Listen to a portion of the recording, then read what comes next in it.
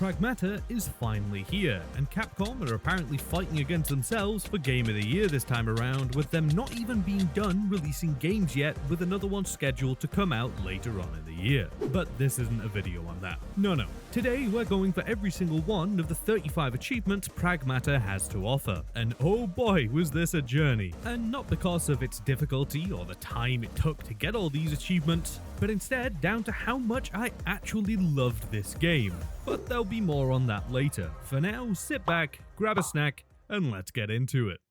So, starting out, we're introduced to a crew of astronauts, one of them named Hugh, who we will actually be playing as. And after some exposition about why they're coming to the moon and what the hell this giant structure is, it's a 3D printer but on steroids, we land the ship, and after a quick movement tutorial having us jump around some boxes, we got a little bit of help from a clanker. Yeah, get to work, Jolt Junkie! Before then, everything went to shit and everybody died, with us getting a nice bonk on the head. Not even the Jolt Junkie survived. After finally landing a few floors down, we're introduced to our new companion Diana, or as we will refer to her as, AI, ChatGPT. Anyway, she fixes us up, and then we're introduced to how combat works in this game. Now, I was kind of skeptical at first about the whole hacking thing, but I can happily say it works perfectly. You can tell that there was a lot of time put into making this work so seamlessly. It makes for such a unique combat system, and I love it. It just goes hand in hand with it. It's so unique and it's amazing. Now, enough glazing. Once the tutorial enemy was down, we began making our way to a tram, taking out even more enemies along the way and hopping on it, taking in an absolutely stunning view of the catastrophe of what just happened, as well as getting our first achievement and officially naming Diana. However, I'm sticking with GPT. Then we made our way to the shelter that essentially works as the central hub area, where you keep coming back to for all of your restocks and upgrades, as well as random items for Diana. But I'm getting a little ahead of myself. For now, we just headed out to the first area, immediately finding the first of many upgrade materials that we were going to need to gather throughout the whole game. Lovely, free upgrades. I don't know if it's an achievement to read all the notes, but I'm going and doing it. It was achievement in Res Evil. I'm assuming it's going to be in this. It's a Capcom game, so I'm going to have to read everything. Yeah, they're not tied to an achievement this time. After turning the power back on, we took out some more oil drinkers and did a little laser avoiding that apparently I suck at, before progressing further through the area, finding out that they fly now. They fly now! They fly now! They fly now! Okay. Never mind, he don't fly no more. God, the combat in this game feels so good, man. It feels so good. Oh, they fly again. After taking out this set of enemies that decided to jump me, we unlock the first checkpoint fast travel thingy. These essentially allow me to return to the shelter and come back here at any time. But we weren't headed back there just yet. After some more laser platforming that I did without getting hit this time, we came across a locked door with 5 locks on it. And after opening the first one, I then went out in search of the other 4, getting into a couple of pretty tight situations with a new enemy type that I like to call the Tumor. But we made it through, and in the process of finding all of the hacking nodes for the door, we also stacked up on a bunch more upgrade materials that were scattered all around this area, along with shooting the first cabin collectible, getting an achievement for that. Now, these are essentially just the raccoon bobbleheads from Resident Evil, and we were going to need to find all of them for an achievement later on. But for now, we took a quick trip back to the shelter, getting another achievement for talking to Diana, and spent my well-earned goodies on some upgrades before immediately heading back to progress further, finding a somewhat hidden, secretive little area with some more lasers, a lone clanker, and a nice little bit of loot. Once the loot was acquired, we moved on past the locked door, getting our first mod. Now, these things make the combat of the game even better, with the ability for some pretty crazy builds. However, right now, we had to settle for just the singular one we had.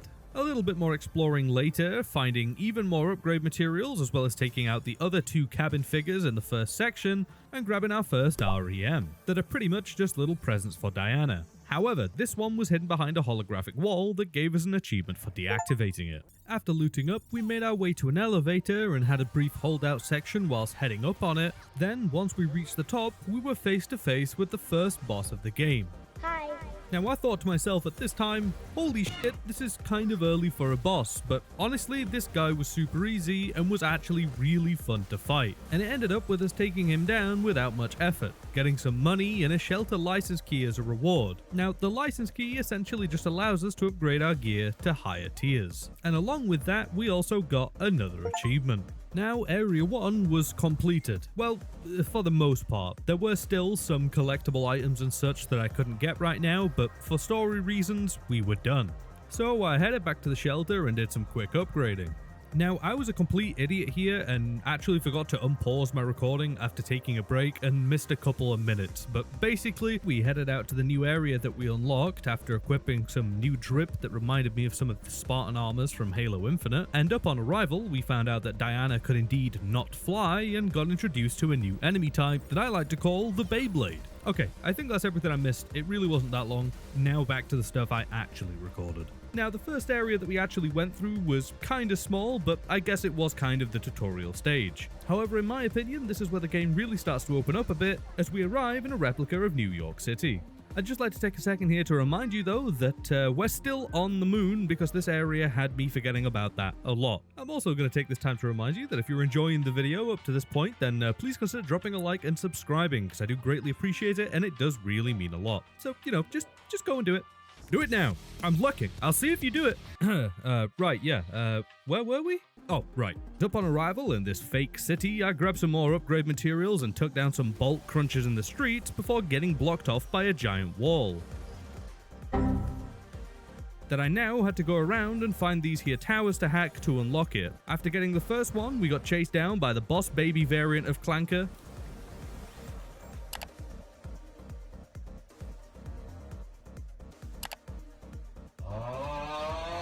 And shortly after escaping it, we came across our first red zone.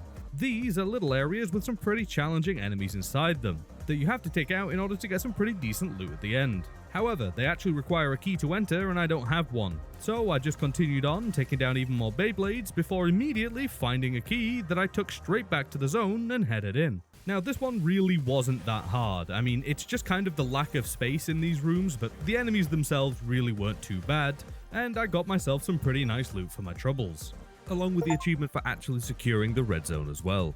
After a quick shelter trip, I continued making my way through the shopping district area, getting jumped by another tumor and picking up more upgrades and REMs along the way, as well as shooting the first bobblehead of this area and hacking a few of the antennas I needed to unlock the gate in the process. Also during this time, I took a quick trip back and forth from the shelter, getting the achievement for giving Diana her first REM, and played a little game of bingo with Cabin, who is a robot just chilling in the shelter that appeared when I got the first license key. He's not a bad robot though, he's actually pretty chill.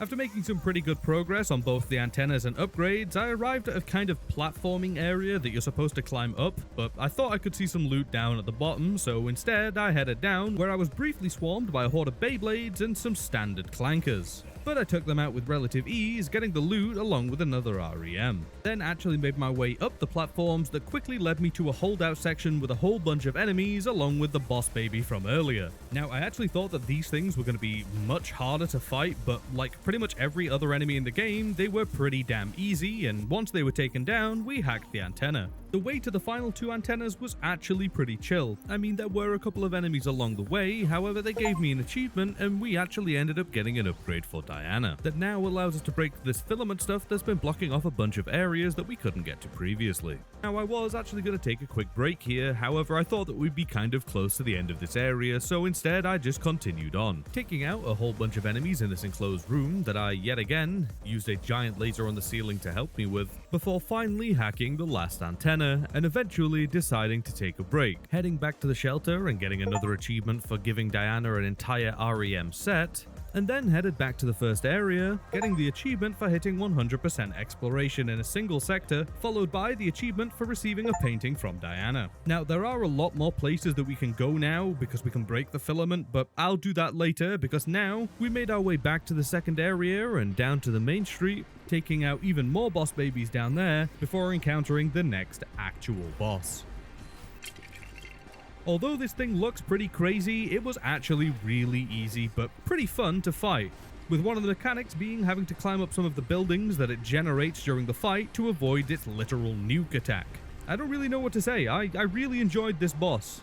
The little hack blocking antennas that it spawns on itself were a bit annoying, but overall it was a pretty nice fight that ended with us almost getting gobbled up by the big bugger. However, Diana came in clutch at the last second and spawned a literal building on it. That right there is what I call generative AI. With the big bot down, we got another achievement and made our way into the comms tower to try and contact Earth. Instead, we ended up getting contacted by a cat, or at least someone talking to us through a cat. They asked us to come and help them in the Terradome, which just so happened to be the next area we were headed to anyway. However, before heading out there though, Cabin in the Shelter had some training sim missions for us to do, and we actually needed to complete all of these for an achievement. Plus, they themselves actually give some pretty good loot. So I spent a little while running through these to get some upgrades. Now overall, I want to say that I liked these training sims, however some of the later endgame ones get a little bit annoying just solely down to the fact that you don't keep any of your upgrades or loadout when you go into them, you just get like a set loadout for it. Oh, and also for doing a training sim, I got an achievement along with another one for upgrading a weapon with pure lumen. Anyways, after conquering all the sims that I had access to right now, I went around grabbing all the loot that I couldn't get earlier because it was locked behind the filament stuff, as well as clearing out another red zone before putting the rewards to good use by getting us some extra upgrades, and finally heading out to the next area. Now this first little section of this area had quite a few upgrade materials in it, so I went around grabbing them before then being greeted by another new enemy type. These guys really aren't that hard at all, they're kinda slow, but they do have a nice chunk of health. Moving further in, 8 once again talks to us through a cat and tells us that we need to go and melt some trees so that we can use the lift in the center of this room to get up to her. So I headed out to do just that. Heading through this little room right here where we yet again took out a new enemy that just so happened to be guarding a little gen chip that would allow us to grow some trees to get over this gap. Also in this room was the first cabin figure as well as some hidden loot, so I just quickly grabbed that before moving on to this giant room right here where we now needed 3 gen chips to get over the gap as opposed to the single one. However, before going and getting those, I headed into this red zone and cleared it out. And this one was actually super easy because you can really abuse the geometry of the terrain in here and pretty much take everything out with ease. With the red zone down, I went and collected the first chip and found a new weapon, as well as stumbling across the Mark II version of the Tumor. This time, he's terminal. Now, you'll see right here, behind the Mark II Tumor, right there is the gen chip that I needed, but being the absolute smooth brain that I am, I completely missed it and just ran past it. Anyways, whilst going for these chips, I also spent a good amount of time exploring this area to find any secrets and upgrade materials along the way, because this place was stacked on them. After stocking up on loot, I made my way to the third chip. That involved me going through a couple of these little holdout sections, but this time lightning was raining down from the sky that helped me by paralyzing the bots that I was fighting. Once they were down, I grabbed the chip and eventually realized my mistake from earlier, heading back and grabbing the chip that I ran past. After throwing all 3 of them in the machine, I made my way up the big old tree, immediately finding myself in a boss fight. Now this was just the first boss of the game again, however this time there was a couple of laser sword guys and it was really a walk in the park. After clearing those up with ease, we got the reward of being able to hold more firepower for my troubles. After acquiring that upgrade, we eventually made our way to the first console that melted away the first set of trees. And once everything was sufficiently deforested, I took a quick tea break. Yes, what can I say, I'm a simple British man, I am weak to the herb, before then heading out to find the second. Okay, tea is acquired. Oh, that bad boy's like an IRL buff. Alright, let's get it. Ain't nothing stopping me from getting this second one now. Holy, I'm juiced up. Oh, there's immediately a holdout room. Okay, that wasn't too bad. I'm blaming it on the tea buff. I'm so much stronger now. I'm but a British man weak to tea.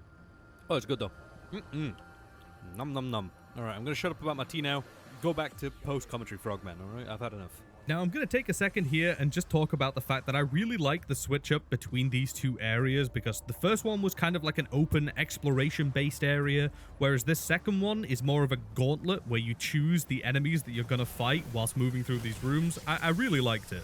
Now, upon arriving at the final couple of rooms, we were given the choice to either do a normal version or a red zone version, and of course I did the red zone one. That once again really wasn't that hard, and I got some pretty nice loot from it. But now, once the gauntlet was done, we looked at some deer and grabbed a new primary weapon, the rifle, that I actually don't use in this run, but I will later. For now, I activated the second and final tree killer and headed up the lift, finally meeting up with 8, who turned out to be another Pragmata. However, she was also stuck in a tree, so of course we had to head back out to find some more weed killer and free her. But before that, I took another quick trip back to the shelter to restock, upgrade, and take on a couple more training sims.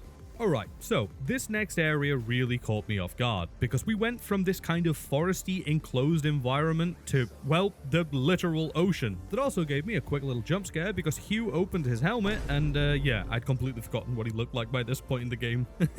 I forgot he had a face. Now, after taking in the lovely view of the fake ocean, we came across another locked door, and whilst running around to hack all of the things to unlock it, we were introduced to yet another enemy type. This time it was a kind of upright, stealthy looking spider thing that could become invisible. Now, I actually do really like these things. I mean, they are hella annoying, but they give me the Terror Trooper vibes from Force Unleashed 2. But I don't know, I really get the Terror Trooper vibes. I don't know if it's because they terrified me as a kid, but who knows? Anyways, after taking that down, I then went and grabbed the rest of the door locks as well as some upgrade materials and the second cabin figure of this area, before then heading deeper down in search of the weed killer. On the way, getting jumped by a Mark II tumor as well as a couple of walkers in this room right here that also had this kind of anti-hacking aura thing, but it's all good because we made it through. Although the Mark II walkers are kind of annoying to fight because the little dodge/stumble things they do, just overall, throughout every time I fought them, I always missed a shot because of it. They remind me of the zombies on Ascension. I don't know, that might be a strange comparison, but that's all I could think about while fighting them. Up next was a pretty big holdout section that really wasn't too bad, except this guy right here. I've not really talked about them, but I've fought them quite a few times by this point, and I like to call them the balls. And they just tank so much damage, man. It's insane. I hate these things. I know they have a weak spot, but every time you shoot it, it feels like it just does nothing. It feels like it does nothing. They have so much health. Damn these balls, man. Once that room was cleared, we moved even further down, arriving at another red zone. However, I didn't actually have a key for it, so instead, I took a quick trip back to the shelter, getting an achievement for filling out an entire bingo board from cabin. Before then continuing on, taking a leap of faith down this overgrown pit, where we then got into a fight with possibly one of my least favorite bosses in this whole game. I really don't know what it is, but just fighting this thing is kind of annoying. It's not necessarily hard, it's just annoying. I don't know if it's the jump thing, I don't know if it's the things it puts on the floor, I really can't explain it, but I dislike this boss. Oh, thank God. Oh, you are an annoying little bugger. Foul creature. Foul creature. Goodbye. Give me that damn license key. Alright. Foul creature. So, now that that foul thing is gone, we acquired a new shelter license key and melted the tree that was holding Aid hostage. However, when we went to free her, Grok had a different idea and then began to lock us in. So Diana and 8 did a quick data trade before we then made a very Indiana Jones-esque escape. Now, with all that over, we got another achievement along with a whole new bingo board from cabin that I immediately grabbed the Red Gate keycard from.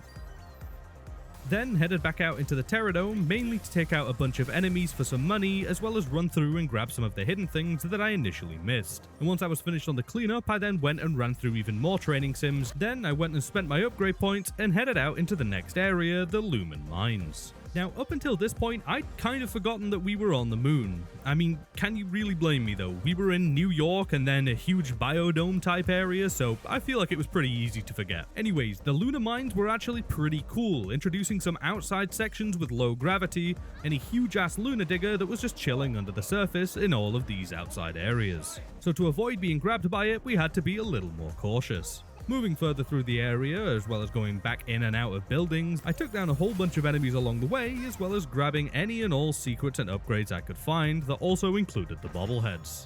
Until eventually we reached another checkpoint right next to another red zone. But I wasn't really feeling up to the challenge right now, so instead I just progressed on further, running through a couple of these crate puzzle things and finding even more loot in the process. As well as obviously clearing out a bunch more enemies along the way, including this shield guy right here that I thought would be pretty annoying to fight, but they're actually not too bad. I mean, if they get you in a tight space, they can be a little bit of a pain, but just scurry behind them and you're all good. Anyways, after using a mining apparatus as a lift and getting bombed by this drone thingy for doing so, I took that down and eventually we arrived at this little area right here that gave us a pretty cinematic view of Earth, further reminding me that we were in fact on the moon and always have been. After that, we grabbed even more secret loot and encountered the first of a new enemy type that was extremely tanky to take down. However, that won't be the case for too much longer.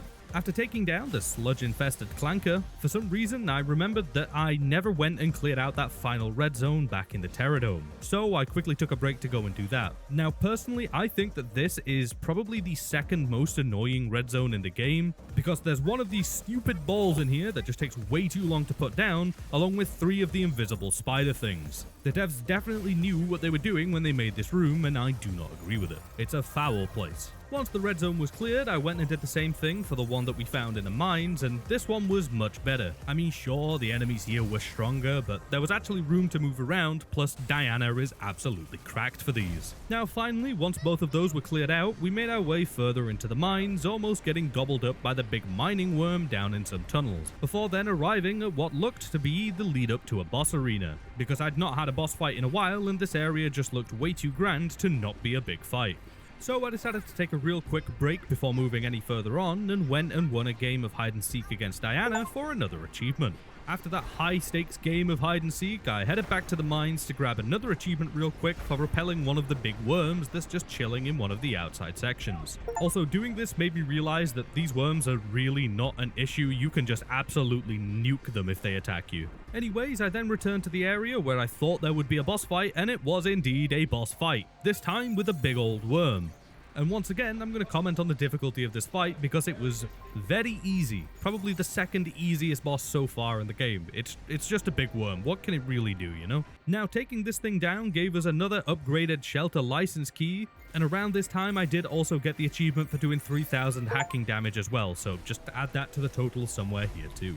So now that the moon was officially dewormed, we made our way into Idus, aka Grok, to shut it down. Well, I say we, but Diana did all the work because Hugh decided to just go and take a quick nap. Once Grok was reset, 8 reappeared, but she ain't talked too much and instead impales us with some of the red fiery sludge stuff that also took Diana out in the process. But hey, it's not all bad though, because we did get another achievement. However, we kinda needed Diana to be alive, you know, to be able to actually kill the enemies, so we headed over to a new zone that just opened up in the shelter to go and fix her. However, of course, it's never that simple, and we could only partially repair her because the machine was missing a reactor. So off we went in search of it, getting a whole bunch of lore along the way. Upon arriving at the new reactor, I grabbed it and returned Diana to the repair machine, getting some true wholesome prepared to cry moments that were very rudely interrupted by this foul thing. Now these things later on, I hate them. I hate them, but this guy,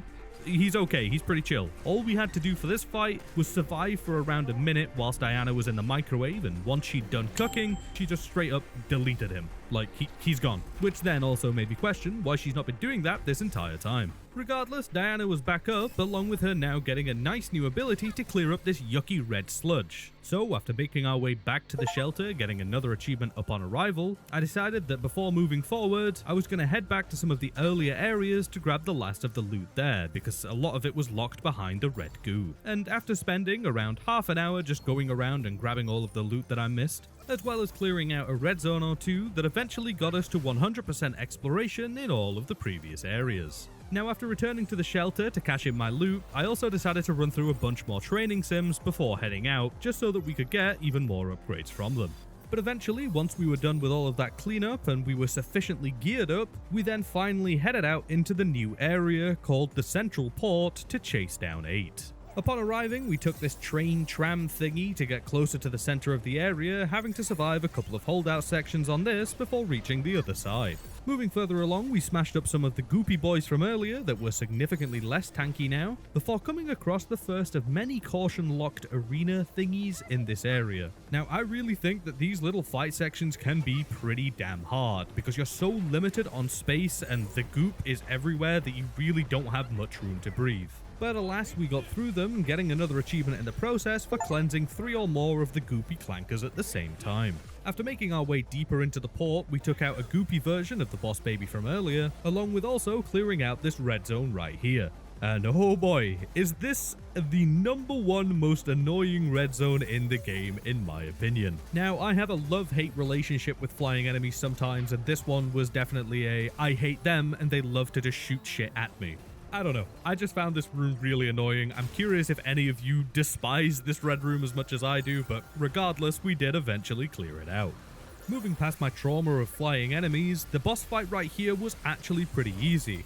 Now, like I said earlier, I despise fighting these things, but on their own, they're fine. When there's two of them, oh my god, they just spam you. They just spam you constantly, but that's not what's happening here, right? There's only one. We cleared him out and got another achievement for doing so. Easy clap. Now, right here, I took another quick trip back to the shelter to spend some more of our upgrades and give Diana the last REM that I thought might give me an achievement, but nope, I got nothing. Well, I guess the beach is nice, but I'm not a big fan of sand. Anyways, after that, I headed straight back to the central port, shooting the final cabin collectible and getting the achievement for finding all of them. Before then, powering through the rest of the area, finally arriving at what looked to be a boss fight, or should I say, the boss fight, getting the achievement for unlocking all of the ladder checkpoint things just outside of it. Now, before going in there, I still had some stuff to clear up, so I backtracked a little to grab some items that I'd missed, getting 100% exploration here, and once that was done, it was back to the shelter to finish off all the remaining training simulations, finally getting that achievement. And now, finally, all that was left for our first run was the final boss. So I headed in and, well, I completely threw this entire fight. I don't know what it is, I just really struggle to gauge when she's gonna swing and when to dodge. It's most definitely a skill issue, and I eventually ended up meeting my fate to this boss when she was almost down. However, the second run though, I had the moveset downloaded, and managed to get hit significantly less. Also, this boss is most definitely harder than pretty much every other boss in the game, and that's really to be expected with it being the final boss, but also I love the fact that when you die to her, she remembers it and comments on it on your next attempt. I thought that was a really nice detail, and I just had to mention it, because I've not really seen any other game do it. Regardless, my training in the first attempt was enough to send her to the Shadow Realm on our second. Now, just as I thought that we might be home free, a giant goop monster appears and we literally had to nuke it into oblivion. This section is extremely hard to fail. It was essentially an interactive cutscene on rails. So now that the boss was down for good, we were in the final stretch of the game. However, Hugh wasn't looking too hot right now, and so began the prepare to cry ending. Diana manages to find us a cargo shuttle, but well, Hugh decides not to take it, and instead we ship her off to Earth like an Amazon Prime package, whilst Hugh decides to join his friends from the beginning of the game, with us now getting the achievement for beating the game on any difficulty. However, this isn't the only ending to this game. No. There is another. However, for that, we need to complete Unknown Signal that opens up just after completing the game for the first time. And well, that's exactly where we're headed now. And to quickly sum it up for you, Unknown Signal is kind of like a challenge gauntlet type thingy that takes place in a secret area of the shelter with a big robot guy. You get 10 of these kind of trial things that open up after you 100% each area or take down one of the new enhanced bosses that have now replaced the regular ones. And luckily for us, we already maxed out the exploration, so I immediately got to work on clearing out all of the challenges that we had access to right now. And like I said earlier, in my opinion, these are actually quite a bit easier than the training simulations because you can't take your loadout into them, but you can take both your loadout, upgrades, everything into these. That does overall make these pretty easy. Other than one though, that is actually quite a challenge. I mean, I would have expected as much considering it's the final one called the Final Challenge. And this is the place where you fight two of the Sentinels from earlier. Now, I did actually die on this stage a couple of times before using my eyes and a small portion of my brain to figure out that there's actually a trap right here that almost instantly cleared up one of the Sentinels, making the second one much easier to deal with.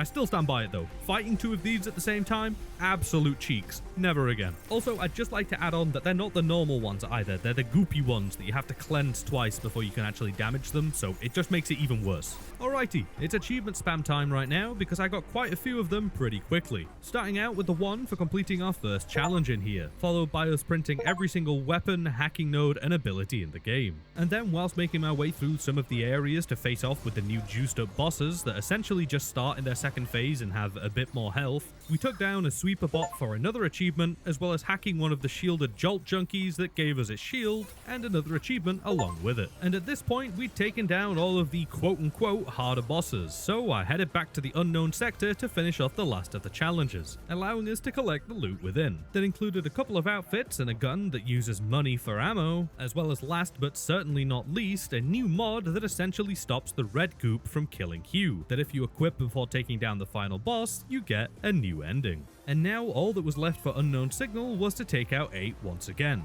And this time it really wasn't too much of an issue. I think that she's stronger here, but I couldn't really tell. She's orange, so I think she is, but I really didn't struggle with this fight. Then, after zapping the goop monster again, we reach the ending. But this time we fade to black and get some dialogue from Cabin that pretty much insinuates that Hugh just headed back to the shelter instead of going and having a nice space party with his old friends. Alrighty, the last achievement is to beat the game on Lunatic. Now, I'm really not gonna hype this up because this game is pretty easy overall and Lunatic is really no different. Honestly, I think that Lunatic actually feels pretty good as a difficulty. I mean, you can get one shot initially, but at this point, after essentially beating the game 1.5 times, I know the controls and abilities pretty well, along with what builds are good or bad.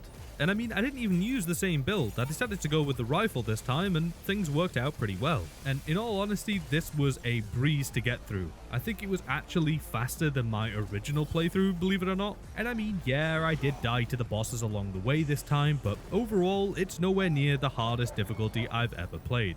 However, the one thing that was noticeably harder was, of course, the final boss. When I tell you that she is on crack this time, I mean it. I died to her a whole bunch of times and had to take another tea break to deal with the trauma that she was embedding in me. But we powered through and eventually the stars aligned for us to take her down. And now, after once again dealing with the sludge monster, we were met with the final sequence and the last achievement on our list. And with all that, we now have every single achievement in Pragmata. This was a really fun one. It wasn't long at all, and it wasn't really that difficult, but it was really, really enjoyable. The main thing I think that made this game so enjoyable was the uniqueness of the combat itself. I don't know, I felt it was just so new and fresh that it was just really enjoyable to play. So in my opinion, I would give this game on a difficulty scale of 1 to 10, I'd probably give it a 4. I mean, the Lunatic difficulty can be punishing in some places, but it's really not that bad. And as for whether or not I'd recommend you doing this yourself,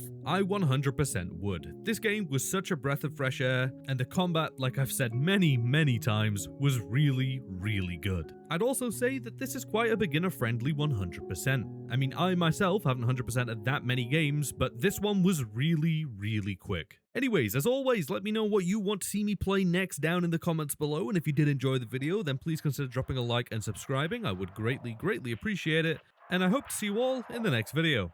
Bye!